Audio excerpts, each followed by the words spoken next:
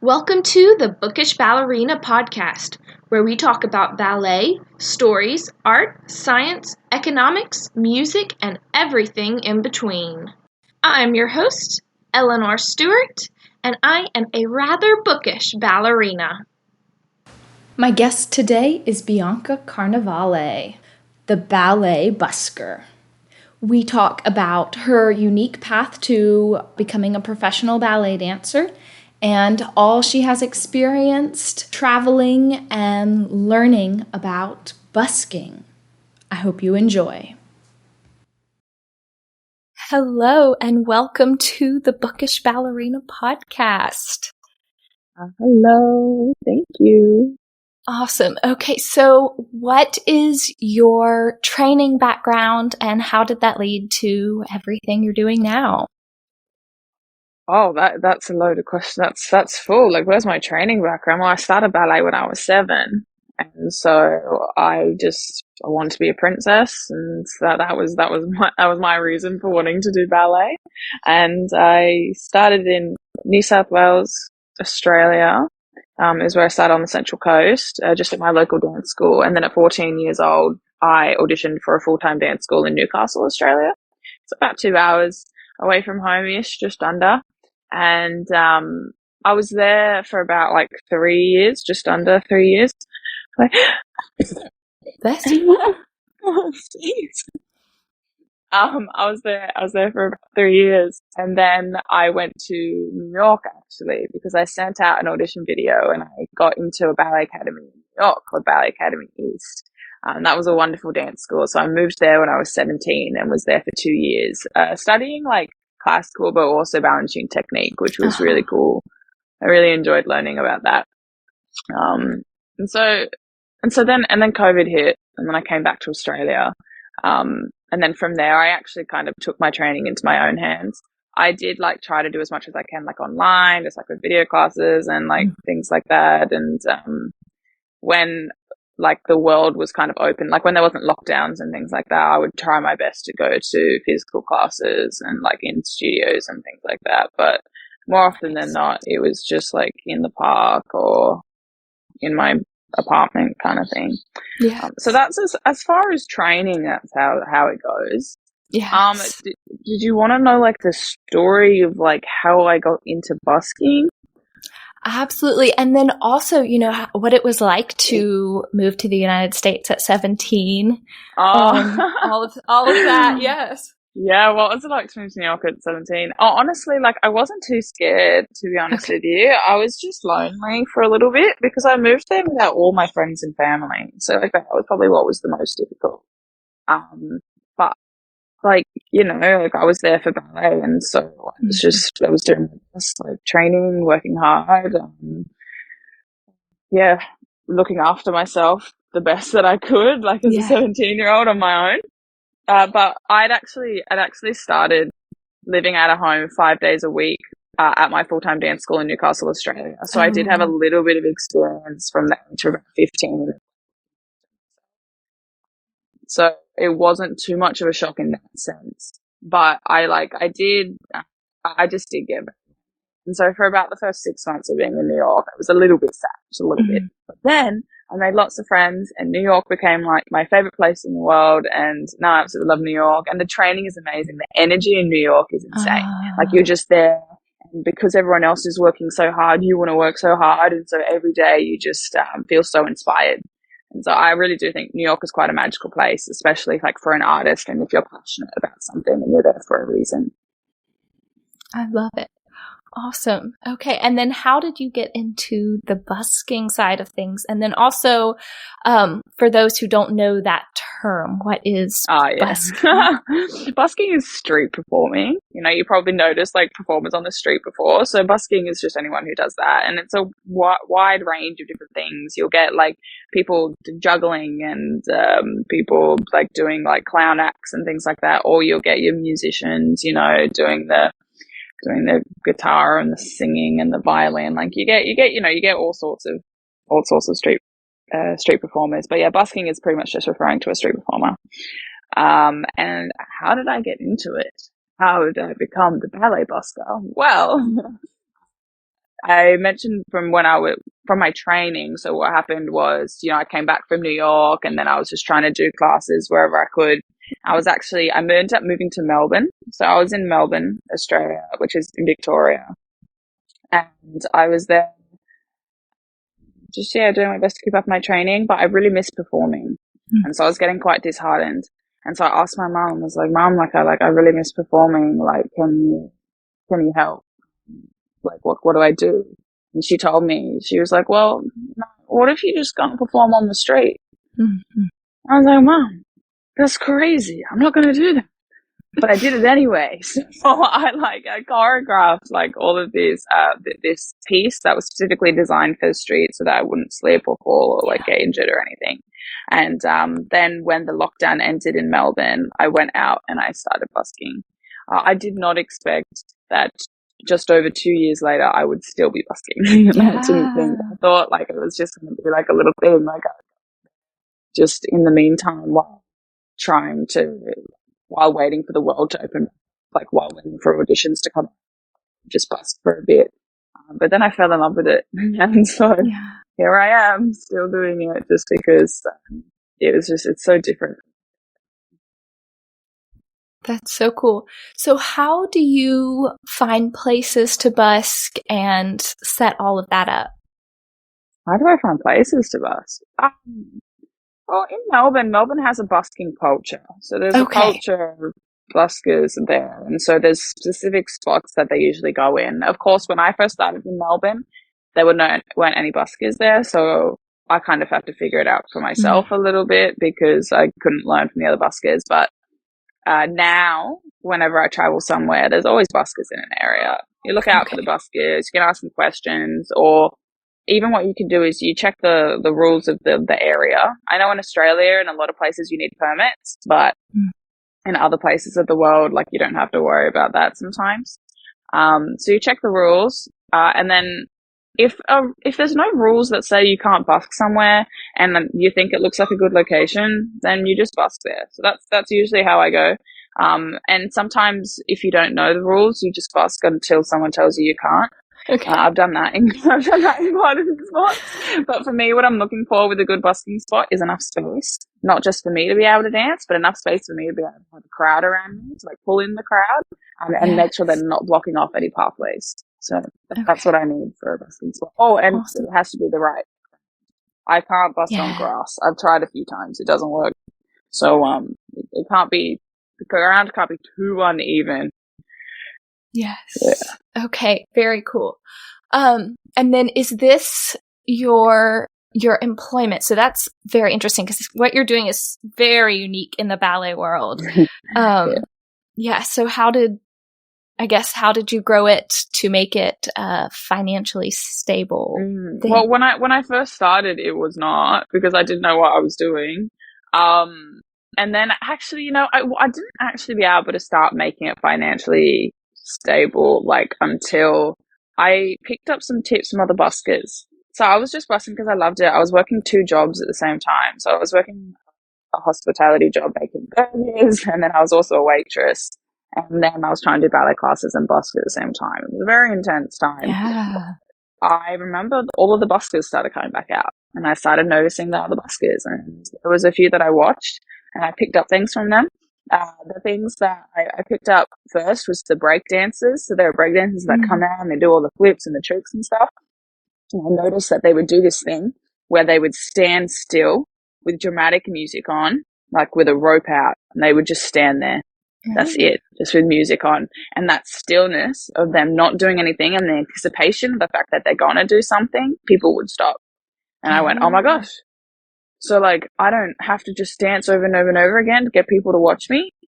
There's a better way to do this rather than just exhausting myself, before anyone's even seeing me, And so I picked up on that. And so then I was able to slowly create a show that was designed to get people to stop, get them interested, pull them in, and then do a dance. And so then I would have more people watching me. And so then I would be able to make more money as well. It's not always the case. Sometimes you have a big crowd, you don't get paid. Sometimes it's very uneven. And even I was like unreliable. Like sometimes you do really well and sometimes you don't, which is a little bit hard. But I did start being able to make enough money to support myself, and just one after the other, I quit my hospitality jobs. Okay. I quit the burger place, and then a little bit later, I quit the restaurant, and I was like, oh, you know what, I can actually do this like without it. And the reason why I ended up quitting the hospitality jobs is I wanted more time to do ballet. I just wanted to focus on ballet. And so far, I've realized that if I just like really went for it and tried to do this busking thing, then I'd be able to do ballet classes and then ballet on the street, and ballet would just be my life again. I love it. That's awesome. So what do your performances generally look like? Like how does the show run? Yeah, I'm still working on my show, actually. It's something that is ever evolving and ever changing, and I'm learning a lot from the buskers. So actually in 3 weeks, I'm going to Scotland for the Edinburgh Fringe Festival. And so it's about 5 weeks in Scotland, and over 300 buskers go every year. Wow. And so I'm going to be going there just to like learn from the other buskers and stuff, just so that I can improve my show. But currently my show is, I think I have about 12 minutes of, oh no, 12, it's 9. I have 9 minutes of setup time. So before I even dance, there's 9 minutes before that. And so it's 9 minutes of me like putting on my shoes with dramatic music playing in the background. And then I get a little girl or a little kid or a little guy, whoever's brave enough, to come out and help me with the rope. And so I get them to stand on the rope, and I set up this rope, and then I pull everyone towards the rope, and then I come and I do some stretching in the middle, like the splits and stuff. And then I get back up, I pull people forward again, and then I go and pretend to warm up on the side. Sometimes I don't really need it, but sometimes I do. I also think that it helps me get in the zone. It's just kind of like a thing I do. I just go over the side and just like warm up, and everyone watches me do that. And then I always do a slow roll up, like right before so I roll up right onto my toes. And sometimes that gets an applause. Like I haven't even done anything yet, and I just slowly rise up onto my toes, and people are like, "Wow!" And I'm like, "Oh my gosh, I haven't done anything yet." But sometimes it doesn't. It's like you never know. But whenever they do applause for me when I rise up on my toes, I'm like, "Oh, this is a good crowd. Like, I got some good ones." Yeah. And so then I walk on, and then I do my dying swan dance, and then after my dying swan dance, I do 2 volunteer acts. So I've started using volunteers in my show. This is something very new, something that I like only started at the end of last year. Like started working at the end of last year, which has been really exciting because I watched the other 2 performers with the use volunteers, and I was jealous. I was like, I want to have volunteers in my show, and so I spent a lot of time brainstorming how I could do that. Currently, how I'm doing it is I get a random guy from the audience, and I have to do a promenade with them. Oh, wow. Yeah, the promenade where you just like you walk slowly around in the position. But I teach him how to hold his arm, and then I step up into the position and I get him to walk around my mat, because my mat is actually like a pretty good size for him to walk around.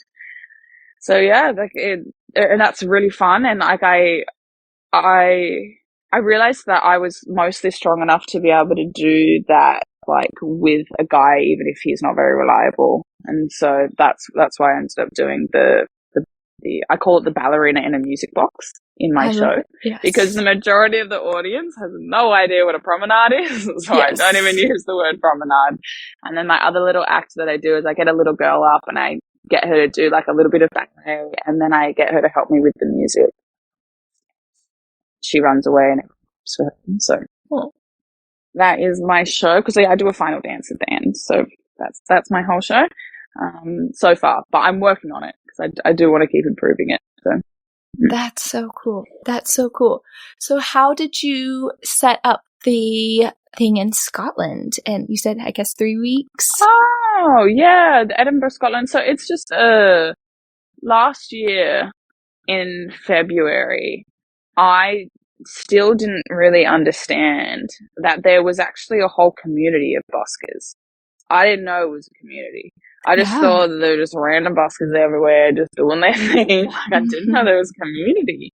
And so last year, my sister actually found the Fringe Festival in Adelaide, Australia. Okay. And so I went to the Fringe Festival here in Adelaide, Australia, last February. And yeah, I found out then that there's just like, there's all these buskers, and all these buskers go to these festivals because there's a lot of people at the festivals.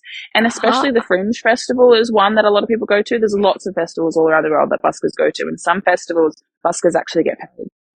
Festivals actually paid. Oh, okay. Not all of them though. Not all of them. A lot of them don't. So the Fringe Festival doesn't, because it's actually a busker festival. It started as a busker festival. It was, I think that the buskers created, I think, I don't know for sure, but I remember that because the first Fringe Festival was in Scotland. It's the biggest one. That's why so many people go to it.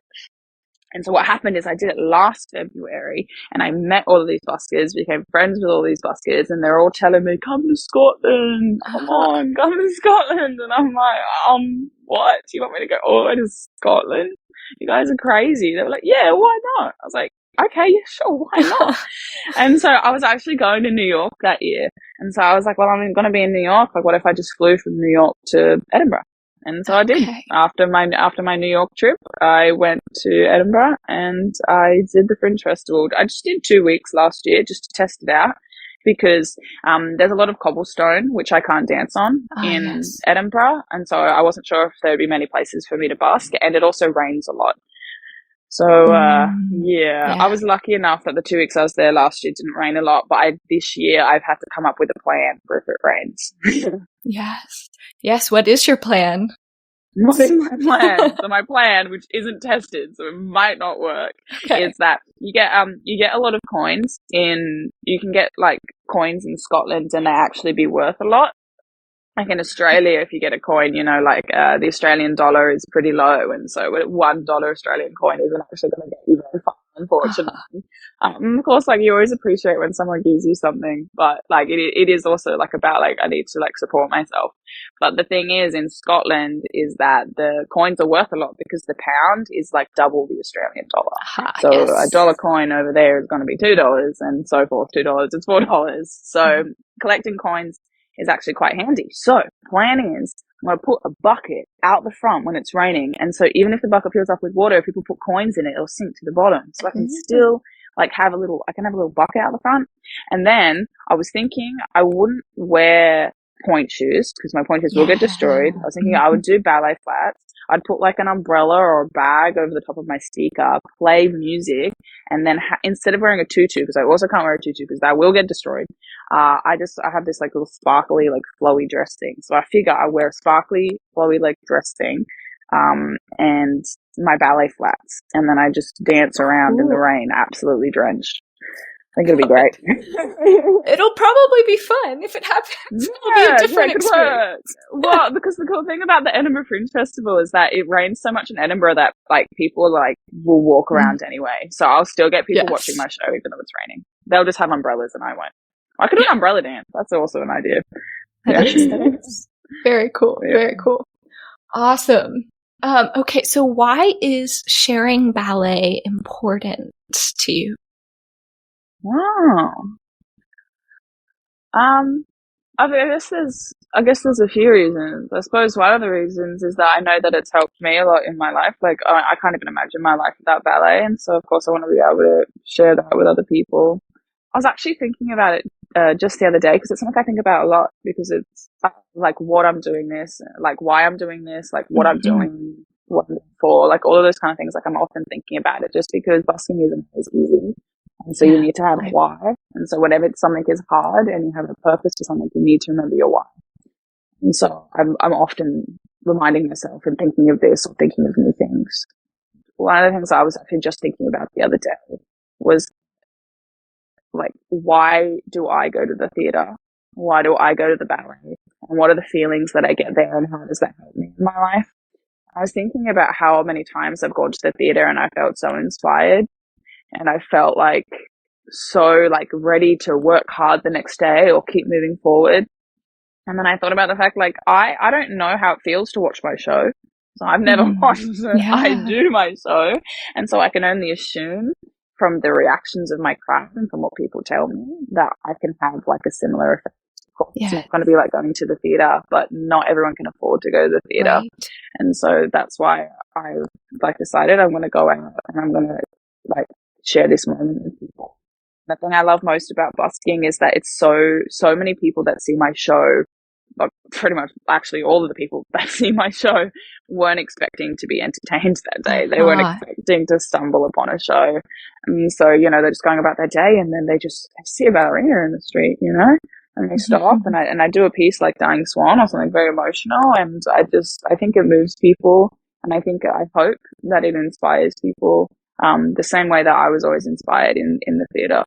So I want to keep doing it because I want to keep making like a difference, even if it's like a tiny bit, just a little bit. Yes, absolutely. Awesome. Okay, so as a dancer, I have to ask, how often do you go through shoes? Because I imagine that's tricky. Yeah, it has been really tricky. I used to go through shoes every week, and when I'm doing shows every day, like when I do multiple shows a day, sometimes they don't even last me the week. But like, so sometimes 2 shoes a week, but the thing is that I push it anyway because like shoes are so expensive that like I'm just wearing dead shoes. So like you'll see on my Instagram and on all those kind of things on my videos that like I wear dead shoes a lot. But I recently just got the new plastic shoes from Block. Block's just come out with new plastic shoes, and I'm just trying them, and so far it's actually going quite well. Like they are lasting me longer than my other shoes. I don't know how much longer. And I'm not busking every day at the moment. I'm like resting before I like go crazy in Scotland. So I'll get back to you about how long these shoes last, especially in Scotland. They get wet. I wonder if the plastic shoes can get wet. I'm so curious to find out how wet they can get. I'm like, I just like, So, Interesting. Okay, what are those type of shoes called? E-tube, okay. I think, E-tube. Okay. Yeah, I think that's how you say it. But it's my first time trying them. Yes. So, okay. Yeah, I mean, I love my other point shoes, because I've worn them for so long, but they don't last long enough. Yeah. I would imagine, because the roads are hard. Yes. Yeah, and gravel especially. Oh, I can't. I don't think I'd be able to dance on gravel with these new plastic shoes. So maybe I'll swap. I don't know, like swap between them. Yeah. We'll see. Interesting. Okay. What are some of the coolest places you've traveled or experiences you've had with this adventure? The coolest place I've traveled. Well, of course, New York. When I was busking in New York, because I went back to do like some training and stuff, and I think I did the American Ballet Theatre something intensive. Actually, it was really liked. And on Saturdays I would go out busking because obviously I was dancing every day. I still can't believe I did that. It's crazy. I was like, you do so much dancing like throughout the week and those summer intensives, and then as well as that, I was going out busking. So this is what I mean about New York. For some reason, when you're in New York, you do the craziest stuff and you don't even know how. Like, it's actually amazing. So yeah, somehow I did that every week. And I loved it as well. Like, I wasn't complaining about it. I thought it was great. I feel like if I tried to do that here, I'd be complaining about it. And also New York is a really exciting place. So there's a spot in New York, Union Square. It's a very busy place. One of my favorite comments that I ever received on an Instagram post was, I just posted a video of me dancing at Union Square, and someone who had seen my show, they commented, they said, I have never seen Union Square so still before. Oh, wow. Because what had happened is I just started my show and like so many people had stopped. And I was doing Dying Swan as well, which does have a quiet and a still feeling to it. And to be able to have that effect in New York, one of the busiest places in the world, especially Union Square, it's crazy. Like, there's people rushing off to go to like subways. So for someone to say I've never seen it so still, like that really hit home for me. I was like, wow, that's so cool. So New York was cool. But I'd say the only other place, well, not the only other place, obviously Scotland was beautiful, like the architecture of the buildings and the views are just like, it's just beautiful. But another really cool place that I went to that I really enjoyed that was quite special to me was I went to Chile just this year in February. So I was in South America, and a lot of people don't speak English. And so what I thought was really awesome was how well I was able to connect with people despite that fact. Yeah. So there was still like, when I was in Santiago, I think half my crowd still spoke English, but like there's another half of those people. No idea what I'm saying. So trying to do all the volunteer stuff was hilarious, but like also just like really great to be able to involve them. And when I'd finished my first dance, I'd have a big crowd of people, and I would get my microphone and I'd say, "Hola, no español, lo siento." And I'm just like telling them, "I'm sorry, I don't speak Spanish." And they just laugh. They thought it was awesome. And I think it's people had just already connected with me, despite the fact that I hadn't talked to them yet. Mm-hmm. They were just willing to come forward and watch me just from the dance that I'd just done. And so it was just that like lesson to me about how, there's so much more than just like words and language, and ballet especially, and dance especially is a way to go beyond that and to not really need language. So, yeah. That's cool. That is so neat.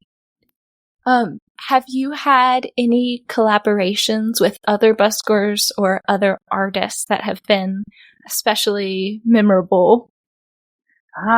Yeah, so I definitely love doing that. I think honestly my most memorable times collaborating were at the beginning when I first started. Because when I first started, I was so nervous about asking these buskers, like, "Hey, can I like dance to your music?" But I was nervous, but I was also like, I was so enthusiastic because everything was new and everything was exciting, and I was like, "Can I dance to your music?" And so it was really fun. There's a piano player with absolutely beautiful music that I loved dancing to, and he was a bit skeptical at first. So he was like, "You want to dance to my music? Like, who are you?" Like, I just started, he had no idea who I was, and I was like, "Please, like, if it doesn't go well, I'll leave." And he was like, "Fine." And so he let me. And then, of course, it went well. Like, I had, I'm a professional ballerina. Like, everyone's like, "Oh my gosh, what?" Yeah. And so I had a whole crowd of people. And so after that, he was like, "Oh, yeah, okay, you can keep dancing with me." I'm like, "Yeah, I love it. Thank you."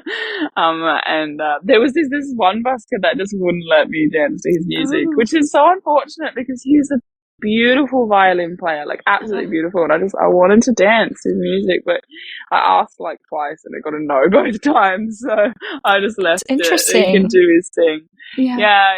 Sometimes I don't know. I think maybe he just cared a lot about his music and what he was doing, and just he wanted it to be a personal experience. So I'm not sure. But I love collaborating. It's so fun. The other thing that I'll say that I really love with collaborations was there's a violin player. Her name is Shiki.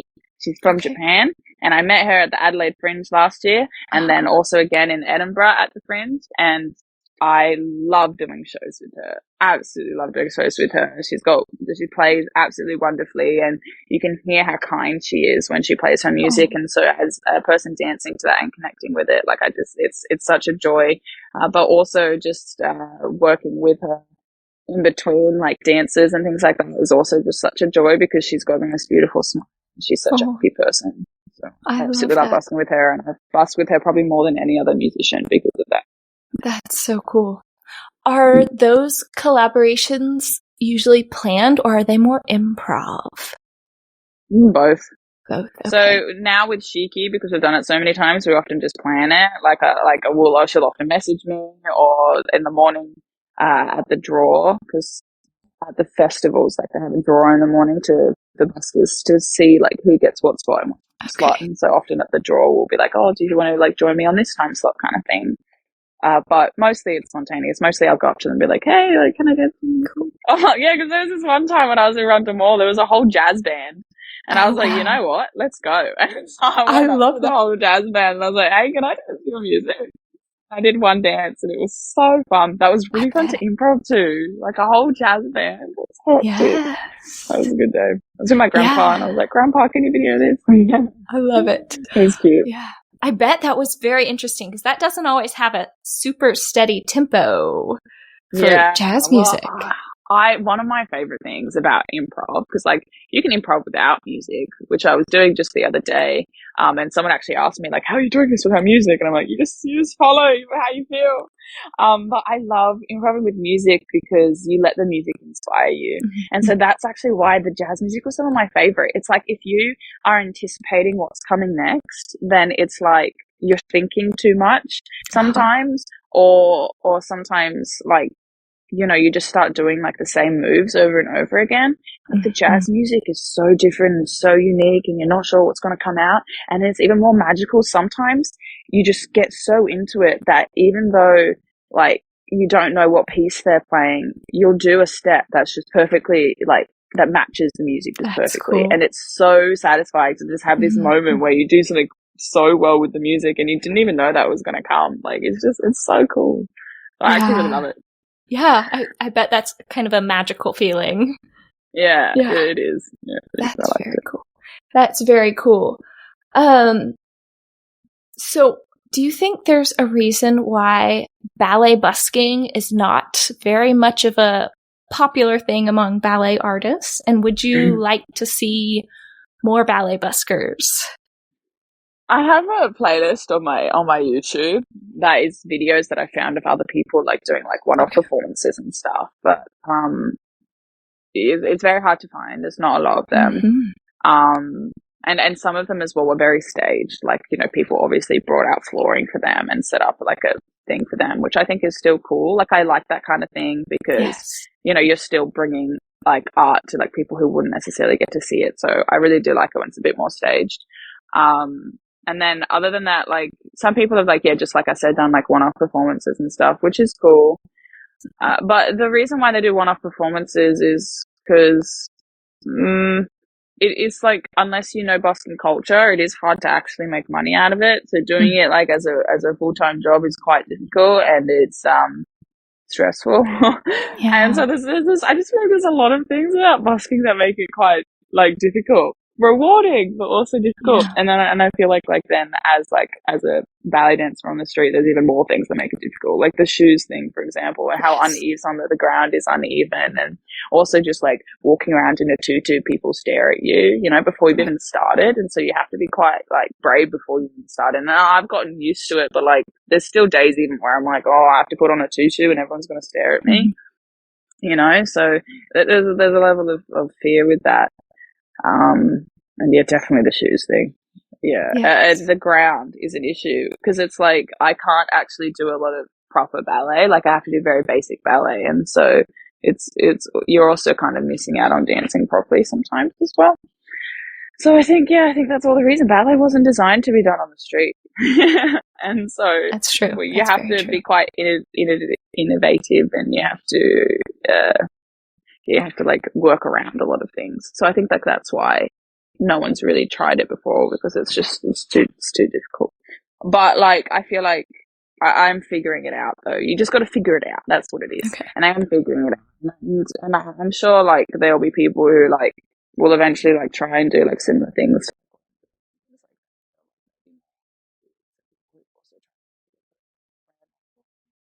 People will just go, whatever she did was too difficult. But we'll see. We'll see. Yes. I don't know. No, I wouldn't mind to see like more of it either. It'd be quite fun. And I think, like I said, it's been quite the journey learning how to do all of this. And so I think if I was ever to find that there was somebody else doing it, I would actually just like love to give them the tips that I've already learned, so they don't have to start where I started. Yeah. So help them along a bit quicker. I love it. Awesome. So what are your more long-term goals? Do you want to continue, I guess, for the foreseeable future? Do you have other plans, things you'd like to do? Yeah, I mean, I have a few plans, and I'm not actually sure what's going to happen. They're more just like dreams. I'm not actually sure if any of this is going to come true. I would like to be able to eventually, because like I'm trying to do the whole social media thing, and so I'm thinking if I can like actually make enough through social media, then I'm thinking I want to be able to go to like more like less fortunate countries and like do shows there. Oh yeah, I would love to be able to do that and show people who like really have never seen that. I like, and just like do like kind of like as like much charitable performances as I can, because I love that kind of thing, and I love like doing like performances for kids and things like that. And so I want to do like along those lines, and I also want to have my own dance school one day. So I want to keep performing, and I want to like share ballet with as many people as I can. And then when I can't dance anymore, I'm going to open up my own dance school, and then I want to like be able to sponsor kids who can't actually afford it to be able to come and train at the dance school. So that's eventually where I'm going. I love that. So with the, I guess, more social media thing, how did you select what platforms you were going to use for all of that? It just kind of happens naturally. I didn't think about it too much. Okay. I was an Instagram user before I became the Ballet Busker, and so I was already using Instagram. So I was like, oh, let's just keep using Instagram. And then I tried doing like a little bit into the ballet busking, probably a year or in a bit into the ballet busking. I tried doing TikTok, and I got some really good videos, and I realized I could have done TikTok, but I stopped doing it just because just couldn't keep up with it. And I was already doing my Instagram. And I've actually just started YouTube. So just recently, just because you can't really make money through Instagram. It's very useful for like getting work. Like I've gotten a lot of work through Instagram, like doing weddings, and I just did Romeo and Juliet with Ballet International Gala. And so I do like get a lot of work through Instagram, so it's good for that, but you can't actually like make money from the app. Mm-hmm. And so that's why I'm starting YouTube now, just to be able to and like I told you about like my dreams and stuff, so we'll be able to, if this all goes well, I'll be able to accomplish that. So that'll be nice. That's so cool. Do you want to do the school in Australia, or would you like to venture? No idea. Okay. I don't know. It's too far away. I want one, but I haven't figured out where yet. But I'm sure I'll figure it out eventually. It'll just happen, I reckon. I love it. That's awesome. Okay, well, I only have 2 further questions, and these I ask to every guest. So what is one thing that you are learning about right now? Me? I answer it. One thing that I'm learning about right now? In what sense? Like in anything? It can be I'm learning? It can be in life, or it can be something you're interested in. Right now, well, I did say I was working on my show. That's true. I'm learning about busking, but I think like I'm learning actually a lot at the moment about purpose. So it's really interesting that you asked me about that before. So I'm really trying to focus on the moment of like what is purpose and what I'm doing this for, and what we do a lot of things for. So that's kind of what I'm trying to learn about at the moment, which has been an interesting journey, and we're still figuring it out. Yes, very cool. And then what is one thing you wish you could teach everyone? Teach everyone? Like a life lesson? Well, it can be something small, or it can be a bigger or larger life lesson. Plie? Plie, I love it. Yeah, everyone should know how to do a plie. I don't know. I think a life lesson to teach everyone. I think I suppose it's a life lesson to teach everyone, but also everyone should remember, like with this kind of thing, is that everybody is on their own journey, and it was very different. Like everyone's lives are so different. I think that's something very important to keep in mind. Comparing yourself to it's the worst thing to do, just because you just can't. You really can't. Your life's just so different to somebody else. You have to focus on yourself, but of course still care about other people. So I would say remember just how different everyone's lives are. Yeah. Very cool. I love it. Awesome. Is there anything else you want to share before we wrap up? No, I don't think so. Okay. I think everyone has a dance in their heart. Everyone should just keep dancing all the time, even if you can't actually dance. You dance in your head. I love it. Awesome. Well, thank you so much, Bianca. Oh, no, thank you. And yeah, thanks for having me on here. It's been lovely chatting with you. Yes, you as well. I hope you enjoyed this episode of the Bookish Ballerina Podcast. To learn more, follow at the.bookish.ballerina or at the.bookish.ballerina.podcast on Instagram. You can also support us and learn more at www.buymeacoffee.com/the.bookish.ballerina. Thank you so much. See you for the next episode.